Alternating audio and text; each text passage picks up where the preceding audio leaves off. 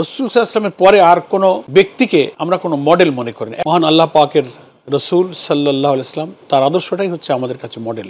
জি, তার আদর্শ যে ব্যক্তি অনুসরণ করবেন, যে দেশ যতটুকু অনুসরণ করবেন, অতটুকুই আমাদের আদর্শ। আমাদের সামনে কোনো ব্যক্তি মডেল নয়, কোনো রাষ্ট্র আমাদের মডেল নয়।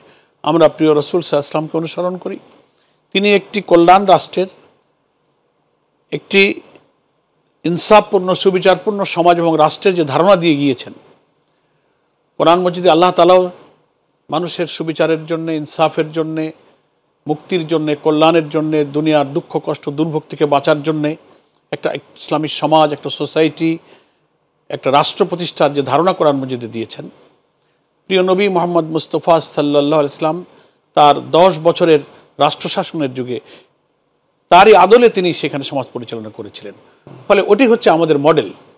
এবং আমরা মনে করি যে পৃথিবীতে হতে পারে কোনো ব্যক্তি সে আদর্শ পুরা মানলেন না, কিছু অংশ মানলেন, ব্যাস অতটুকুই তিনি ইসলামের পথে, আল্লাহ এবং আল্লাহ রসুলের পথে থাকলেন।